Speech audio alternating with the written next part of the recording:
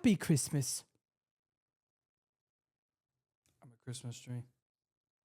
You're a what? I was a Christmas tree. Would have been better if I was green. It's not so easy being green. Oh, what happened?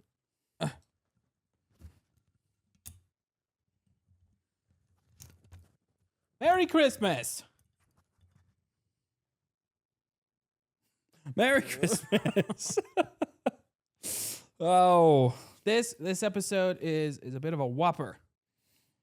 Yeah. It's kind of a 3-for-1 deal. Yeah, it's looks Christmassy, looks festive. We're not talking about Christmas. I don't think it's going to get brought up once after this intro. And it's our season finale. Yeah, not to break that news to all of you suddenly, but it is in fact the season finale of the very first season of this podcast. Which, let me tell you, let me take us back. I remember making the "It's May" joke like it was yesterday. I remember the beginning.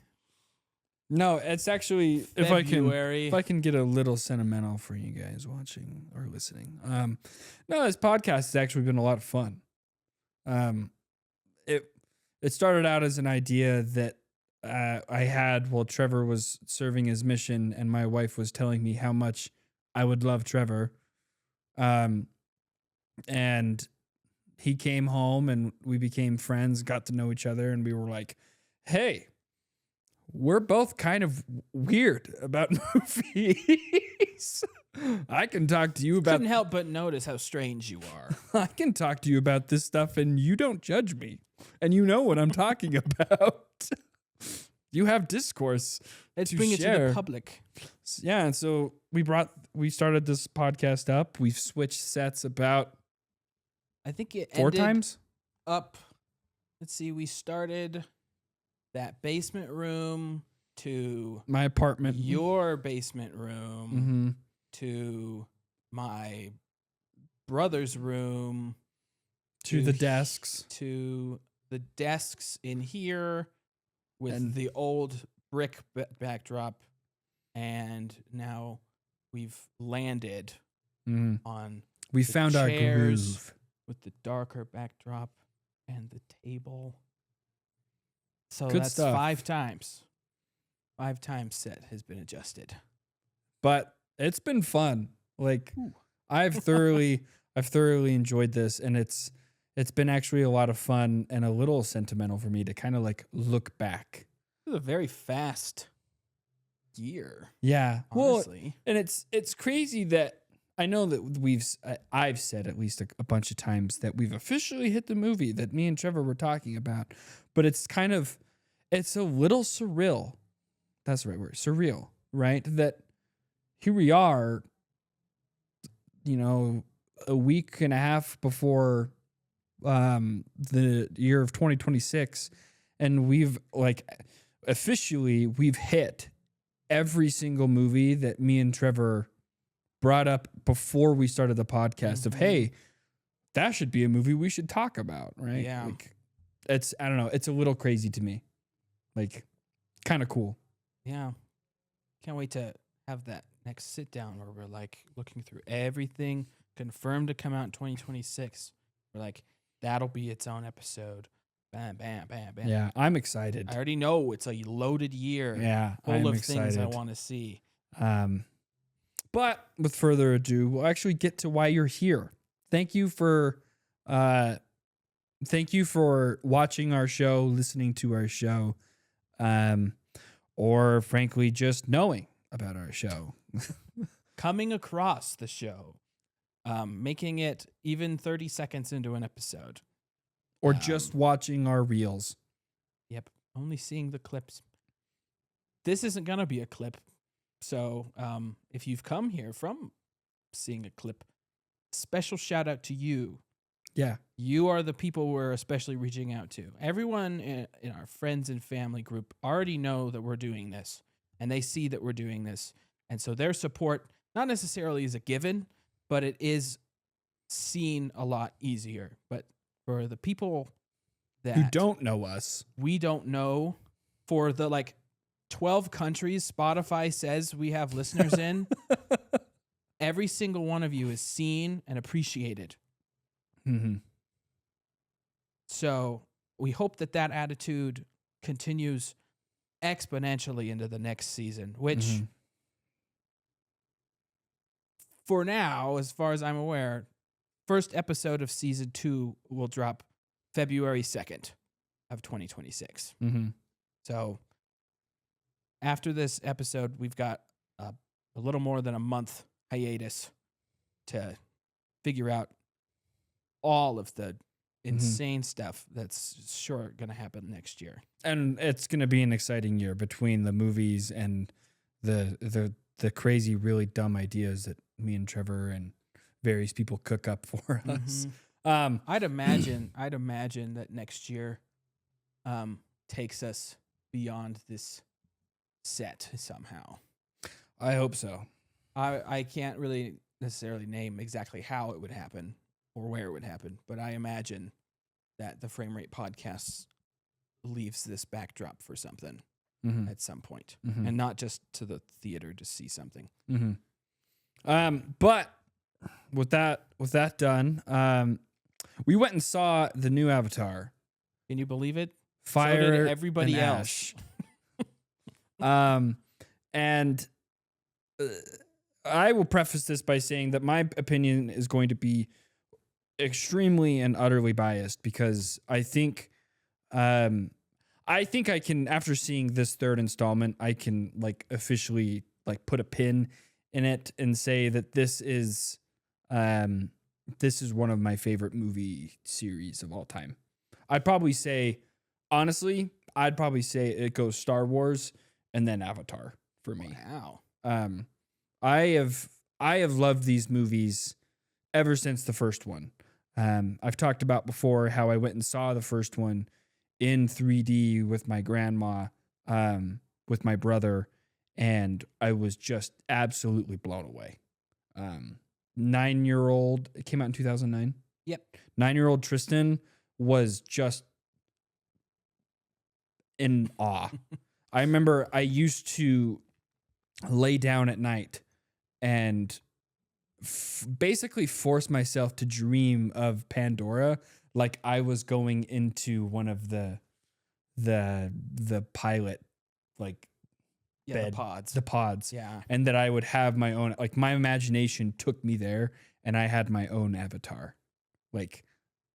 And to see how these movies have grown but stayed the same has been awesome and has been good enough for me to say with surety that this is probably one of my favorite movie series. So yeah, it's going to be completely biased from this side of the table and this side of the Christmas tree.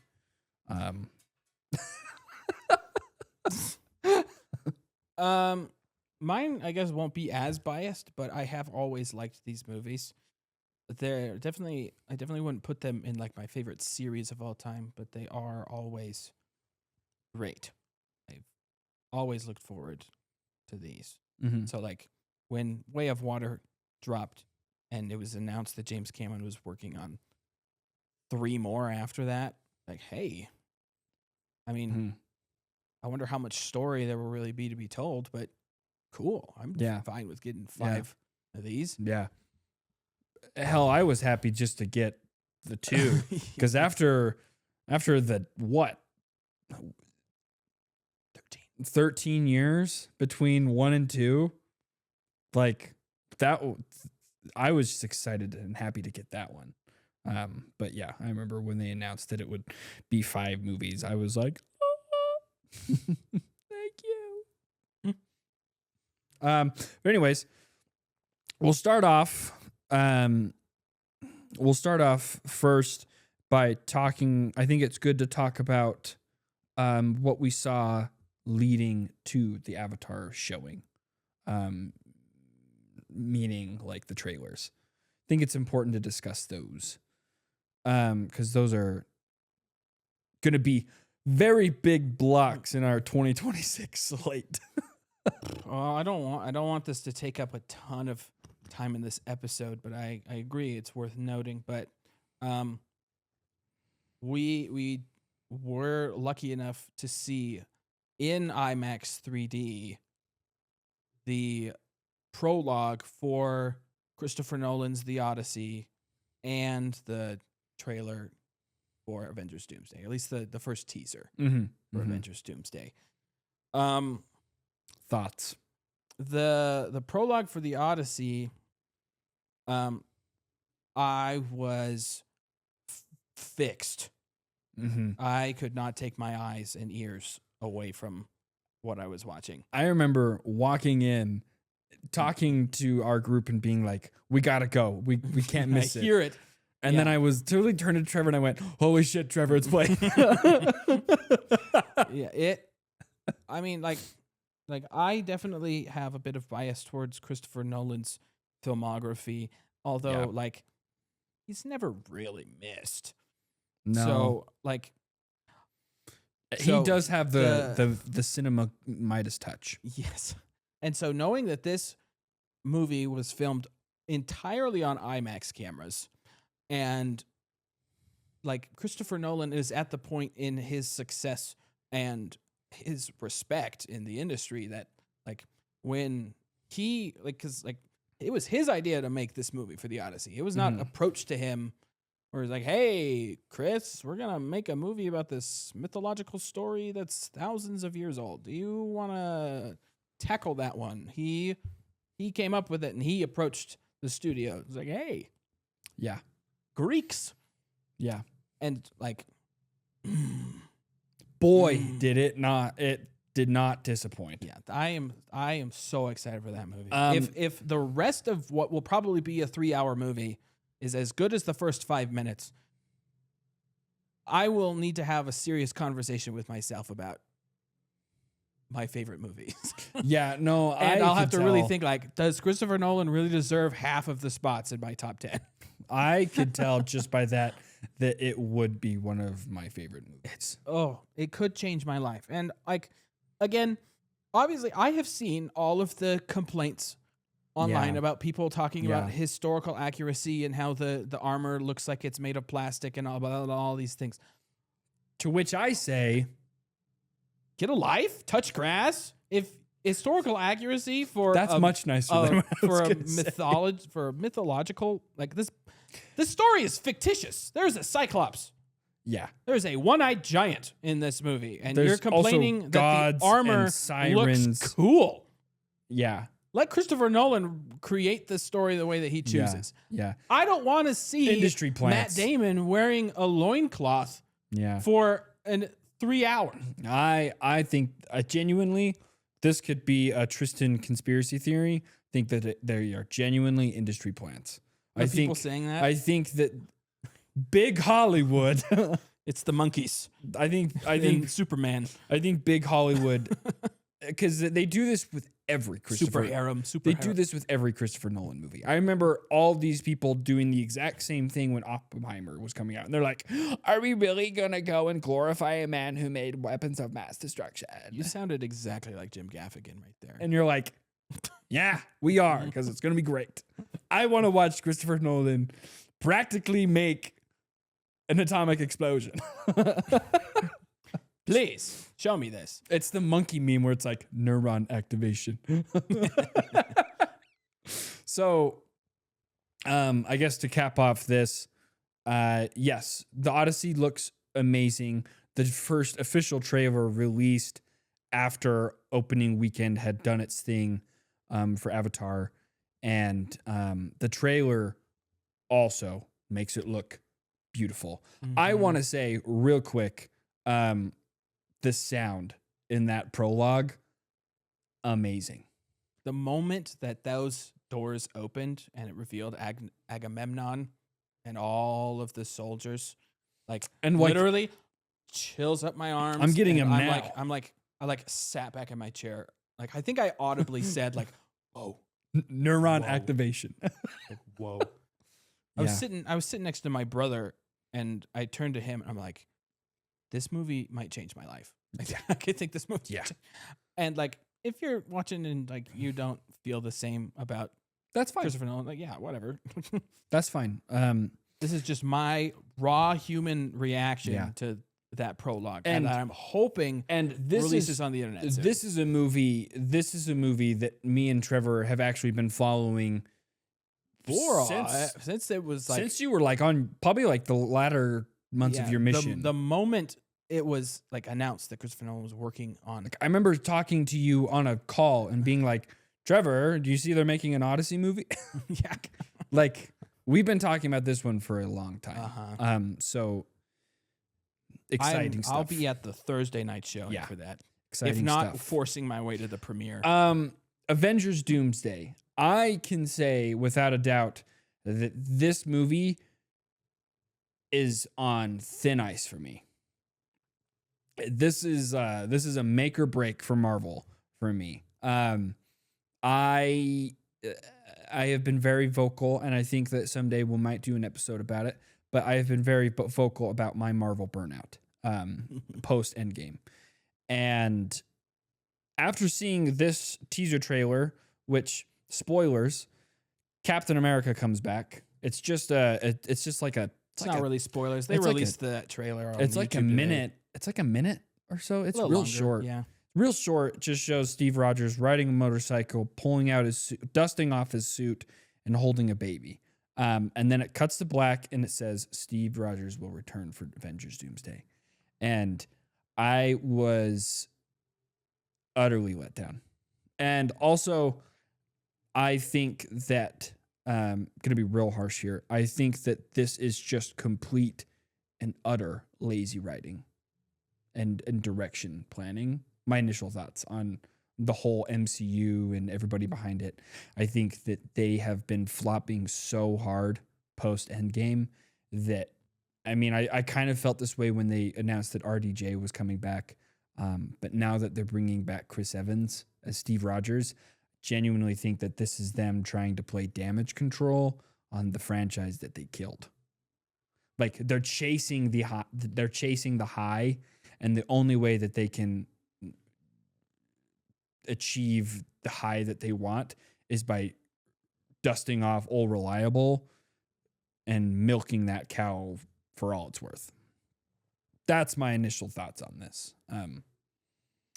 It's exciting, but now that the original big three are back for the movie, like, if this movie sucks, then I can easily see myself not being excited and actively trying to avoid seeing Marvel films in the theaters. That's a little heavy.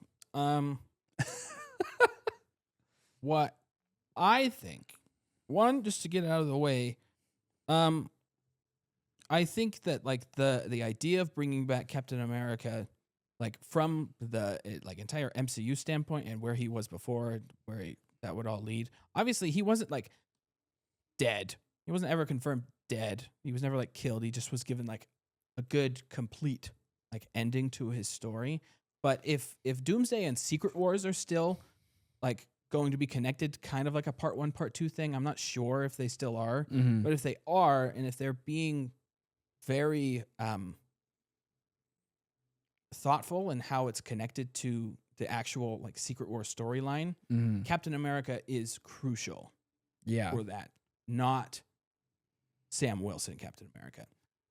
So if they've determined that Steve Rogers is just as crucial for the way that they're interpreting Secret Wars, then I can be fine with however they choose to bring that back. If it is like a we need Steve and then they go back and get him kind of thing, then I can be Yeah. But I will also say that the Russo brothers, while they have directed very bad movies, they've never directed a bad Marvel film. Yeah. And I wouldn't really trust anyone else to be given something with so many characters and this much scale rather than Yeah. those two. Obviously, given their repertoire with Infinity War and Endgame. Yeah. the last thing I had to say about Doomsday, um, given how good Thunderbolts was and how good Fantastic Four was and how good Spider-Man Brand New Day will probably be, I think Marvel is on the up. Yeah. I think that they've gotten out of their slump. streaming hole, and they've gotten back to like the quality that Yeah. they were achieving prior. My biggest worry is that the reason why I guess I'm so hard in my opinion on it is because I watched Star Wars just get, unfortunately, killed by Disney. Like it's on its last life. Well, I don't know. You still haven't seen Andor season 2. Well, right, but I feel like Star Wars has really just become what I mean by that is that it has become a cash grab. Right? It's no longer like we want to captivate our audiences. It's more of like, well, we need money. Can bring people to Disneyland. We need money, and Old Reliable will bring us money, right? So that's kind of my biggest worry with this, is that they're going to hit us with somehow Steve Rogers returned. Yeah, Right? I have a little bit of faith in the Russo brothers. I think that they'll be able to bring it in okay.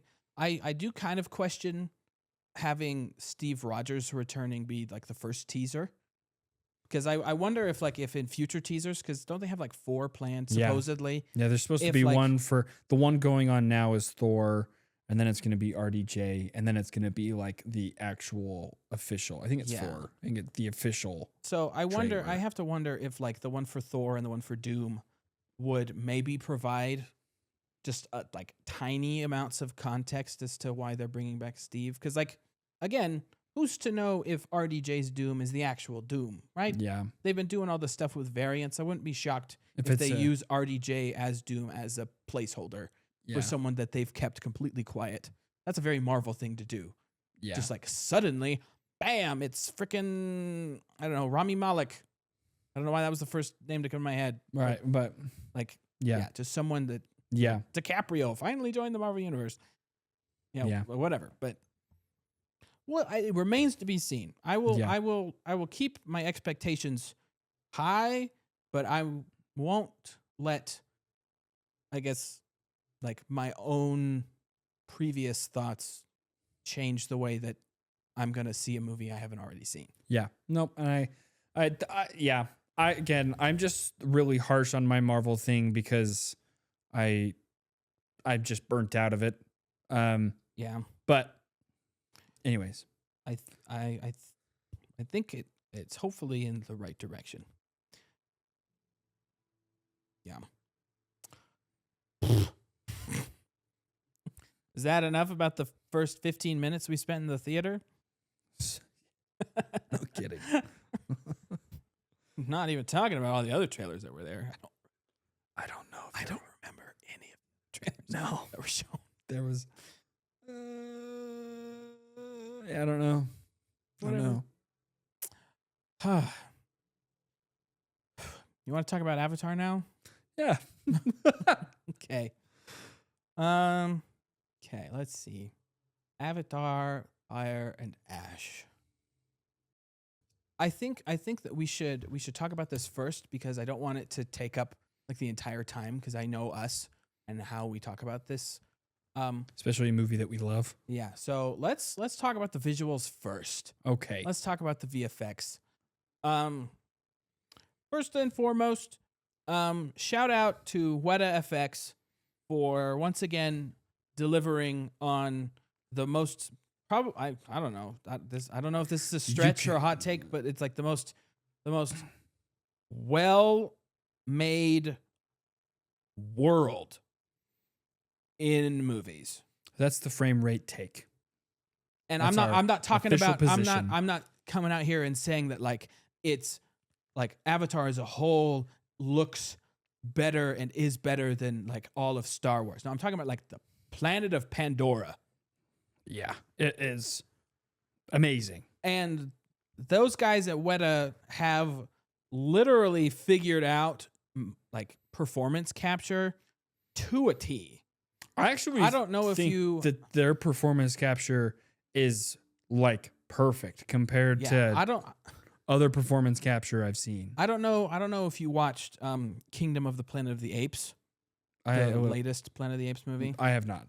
Weta also did that. They did all of the Planet of the Apes movies, but that one until this Avatar movie, I would have said that Kingdom of the Planet of the Apes had the best performance capture I'd ever seen.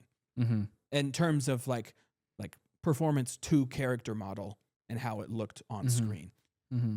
Obviously, Avatar is the standard for this kind of stuff. Yeah. So like, I think honestly they pioneered this.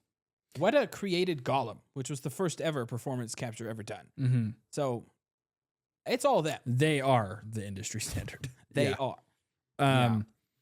No, but even outside of the performance capture, like the world that they have.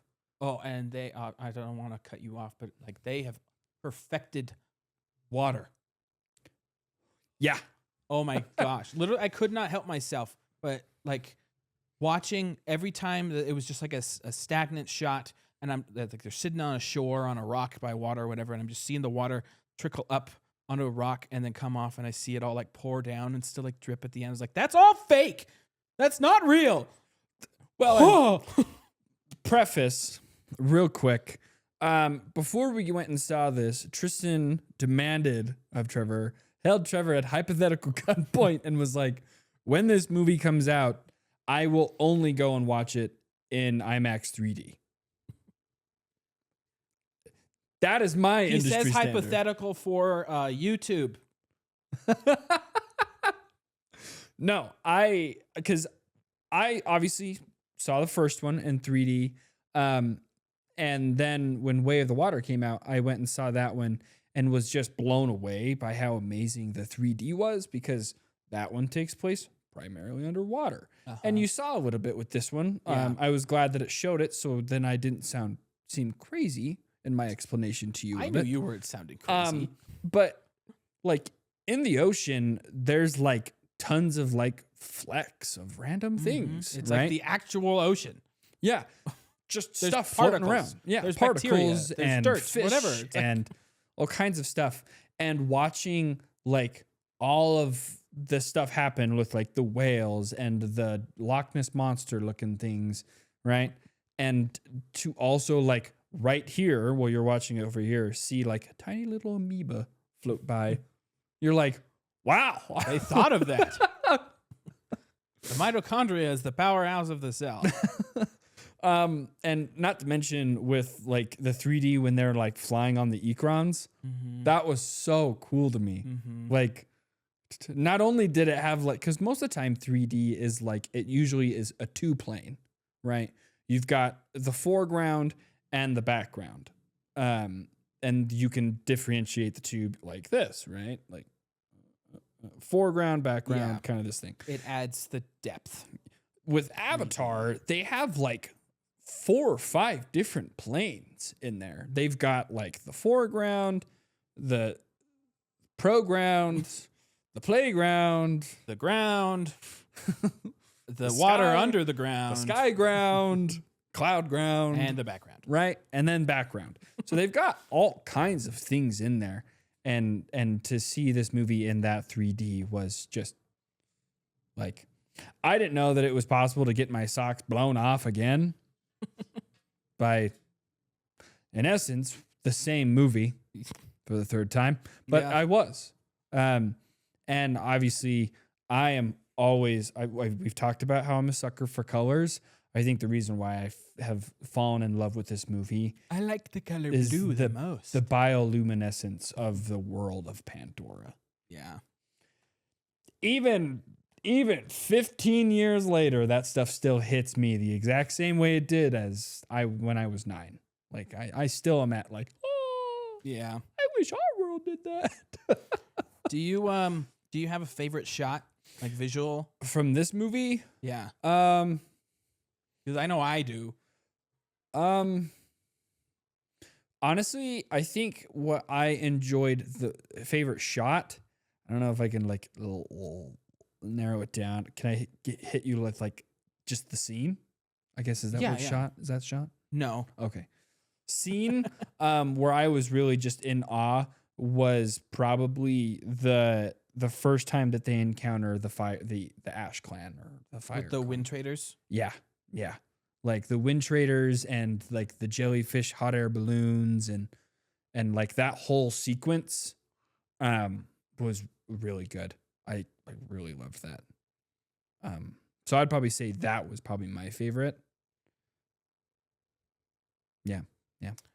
My favorite was right after Neytiri saves Jake and Spider from the RDA base, and Jake tells Neytiri to land just anywhere. The shot of the river that they land at, the opening shot, just like of the water trickling over the rocks. Literally, I thought that was just straight a real river. Actually, It literally blew my mind. I'd change it. I'll change mine. I was like, it's in tandem 100% with the sound design and the sound mixing for the water trickling over those rocks.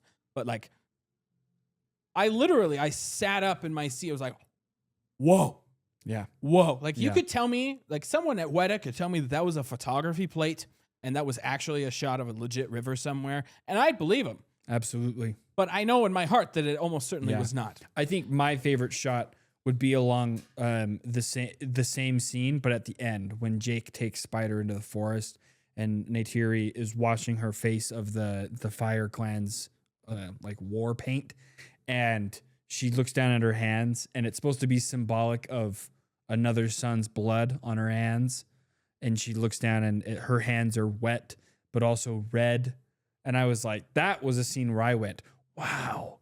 That looks so, and like to see like the droplets running down her face. And how it's like faded but not fully gone. Yeah. From her And face. watching them like streak down, like how water, I was like, I'm watching this and I could reach out and touch this. This is so real. Oh, dude. Yeah. I'll be gushing over Weta FX's talent all day. What did you think of the story?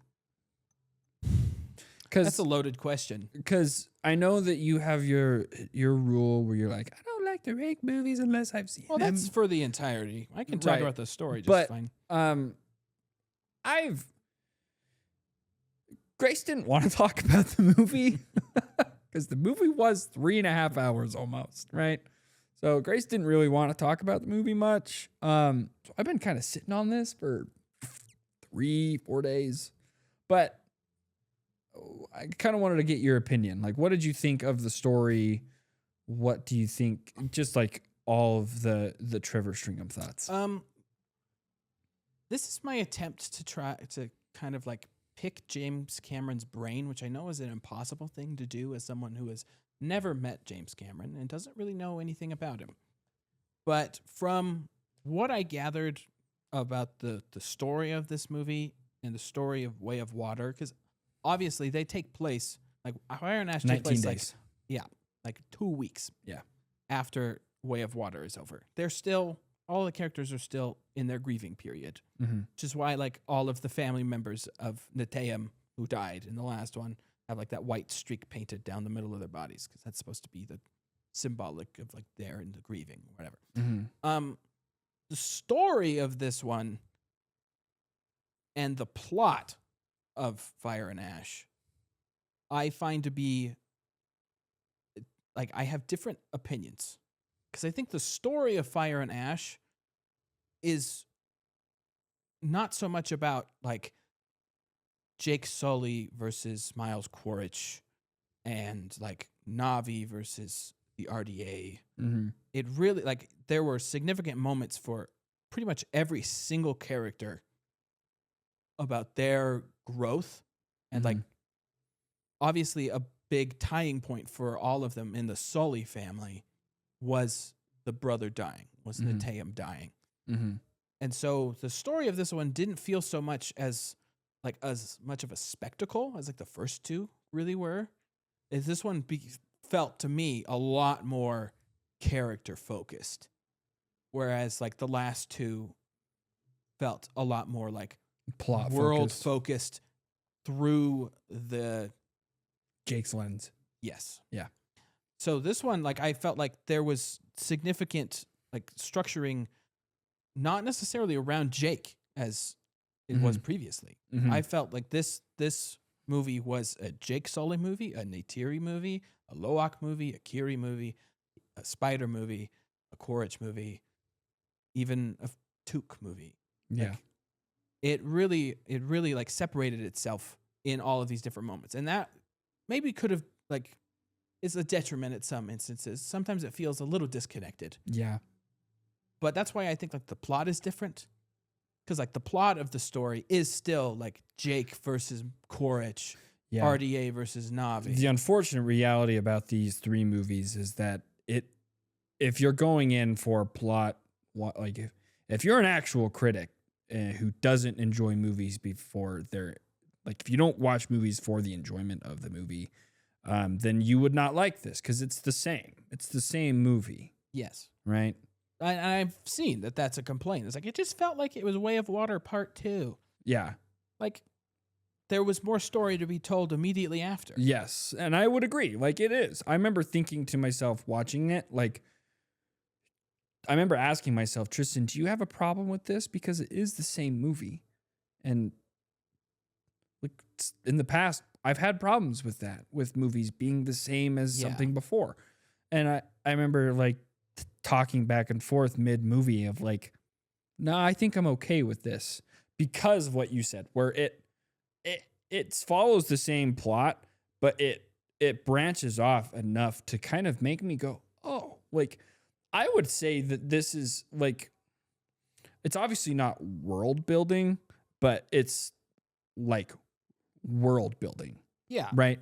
Like for it to like set up what James Cameron is envisioning, you have to have like, it's like what Tolkien did before he wrote The Lord of the Rings, where he wrote out the map, he wrote out the races, he wrote out the Silmarillion, right? Mhm. And the history of the elves and blah, blah, blah. I would So that when you love- got to Tolkien, when you got to The Lord of the Rings, you were like, okay, I kind of, when he wrote it, he was like, okay, I can fully now explain everything because I have it nailed down. Mhm. That's what this felt I like. would love to see James Cameron's lore Bible for Avatar. Absolutely. Absolutely. That would be a treat. However, with that, I actually I enjoyed that. I guess it's not a however. I enjoyed that. Like the way that this story was told. Yeah.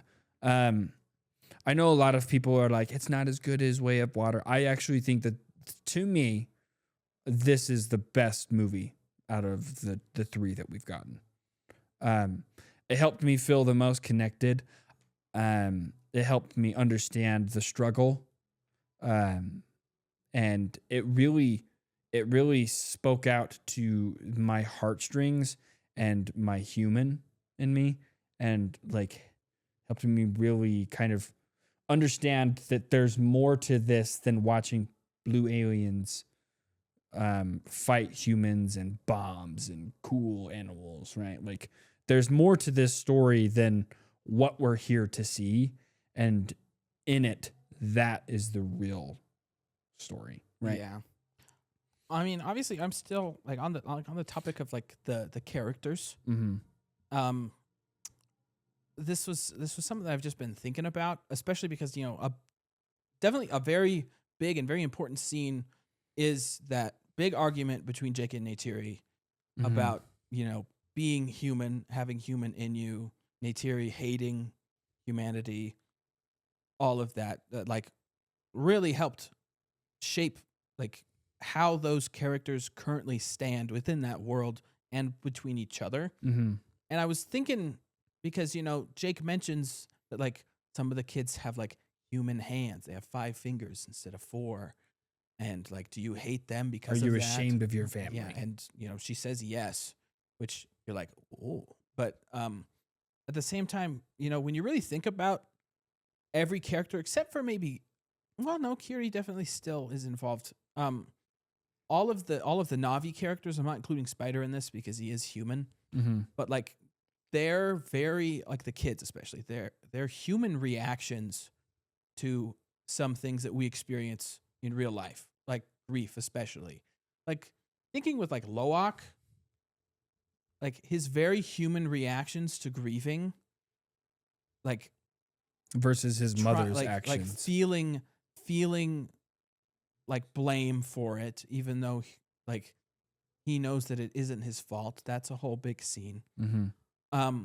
His, penultimate attempt, like never in any other Avatar movie do we even get the sense that a Na'vi would try to commit suicide, right? No, So like, that's never been a thing, and like so even though that's like a Yeah. super heavy topic, I think that is a it's important relatively to human reaction. it's important to the story because it helps you realize that the Sully family is really human, right? And how they do everything. And even like their resilience.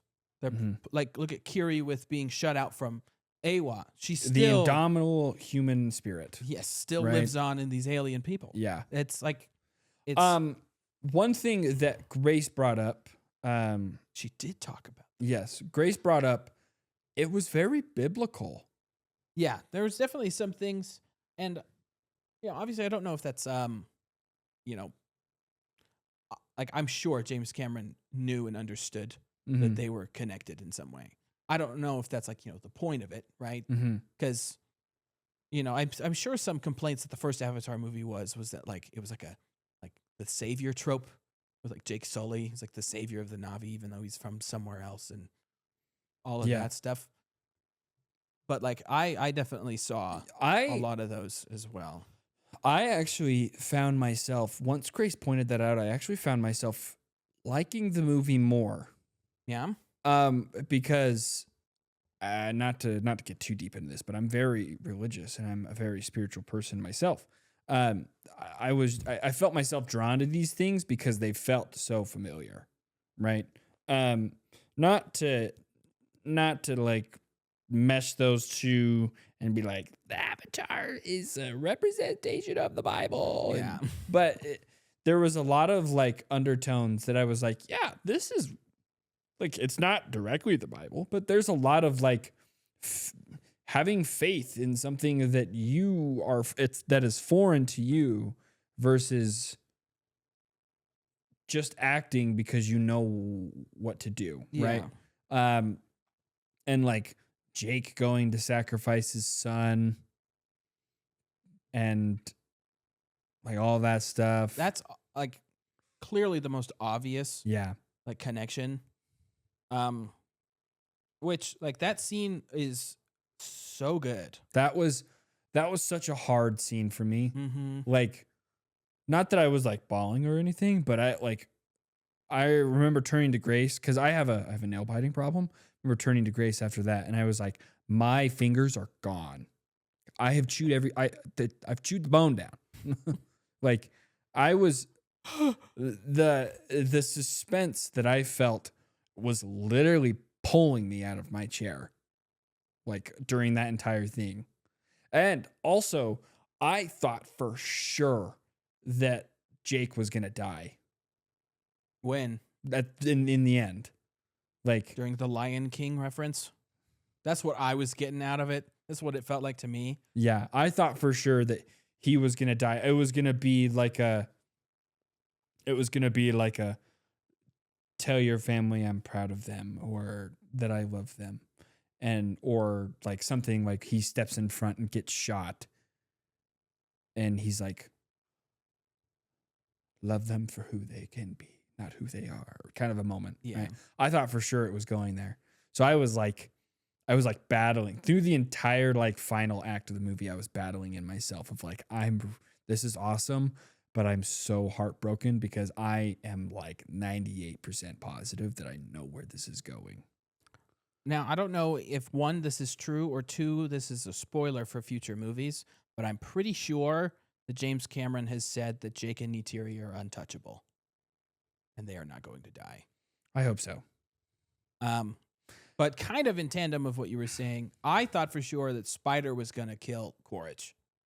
Really? Yeah, I thought, he got that they made the whole deal of him reloading that arrow, being unable to do it, and then finally being able to do it. I was like, oh, he's gonna impale him through the chest, and we're going to see every inch of that go into his chest because they've made it very clear that they are not afraid to show an arrow go through an entire limb. Mm-hmm. Like, oh no, an arrow in my quad. Oh no, an arrow in my arm. Yeah, like that might be the most unrealistic thing in this movie, which is like a stretch given that this is Pandora and Avatar we're talking about. But there's no way in anything if Navi's muscles work anything like ours that Quaritch would be able to use his right arm at the all. leg one makes sense, Yeah. and like Neytiri being shot through the chest makes sense because that kind of stuff has happened. Yeah, but like not like off center, like directly through the bicep. He would not be able to use that thing No, at all, let alone hold his it. son. Like obviously Navi's strength is like way above yeah, human strength, but he would not be able to hold anything if it's any similar to how human biceps work. yeah, yeah. No, and but that's where I thought it was going, and the biblical stuff behind like the oh, how do I do this without going on a super long tangent? Actually, you know what? Let me do this first.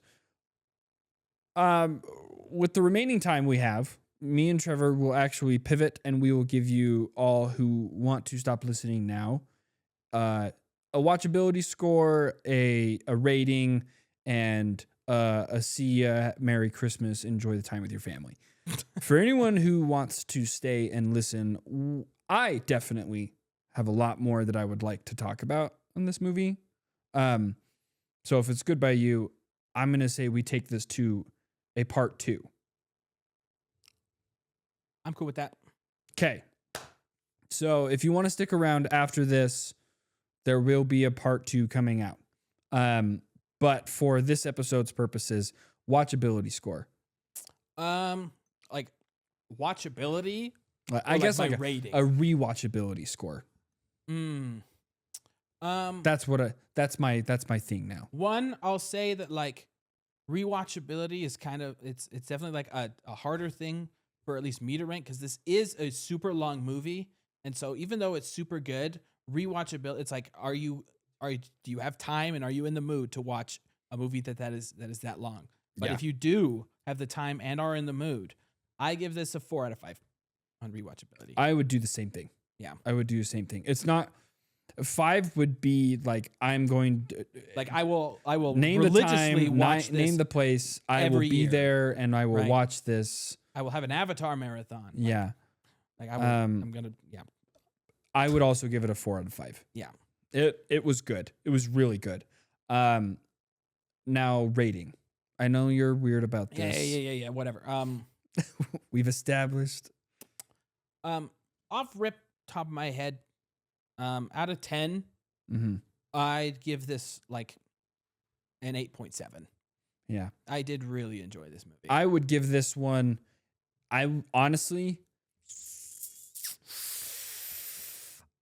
give it a 9.5. I don't know if I can give it a full 10. But I thoroughly enjoyed this movie. It was really good.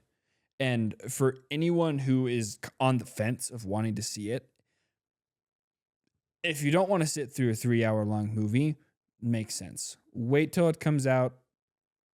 Don't try to make that work. But if you want to see this movie, go and see it in the theaters. Go watch this movie because this movie is really good. And from the moment you sit down to the moment you leave, you will be like 100% captured by this movie. Yeah. And immersed. If you leave yourself very open to what this movie is, one, trying to offer you, and two, trying to tell you, you will be sat and you will enjoy it. Mm-hmm. Like, don't, as with like anything you ever watch, especially with a franchise, Mm-hmm. it's gonna feel like so much. And it's like, even when I was watching in the theater, I was like, man, this movie is long. Mm-hmm. Like you said, coming out of it, it's like, I think this movie had 15 acts. Mm-hmm. Like yeah. It It felt was like there long. were so many definite moments that were like, okay, switch scene, new New movie. everything. It felt like I was binge watching a TV series. Yeah. So like, don't try to take it all in at once. The movie's not trying to. It's why it's being split up among 5 movies. Mm-hmm. But like, if you are a sucker for movies that you cannot believe are fake, This is like a 20 out of a 10. this is the movie for you. Yeah, yeah. I would say definitely if your kids can handle. I mean, if you've watched the other 2 movies, you know what to expect for the third one. I would definitely take my kids to see this personally. Yeah. It's a great movie. They probably won't stay awake for the whole thing. And they probably Depending on won't how old they are. understand what's going on, but they will be in awe and they will enjoy it. There were plenty of kids in the theater that we were in. But yeah, that's This is the end of part 1 of our season. all I got finale. for part 1. Go watch part 2. And like, comment, and subscribe. Booyah!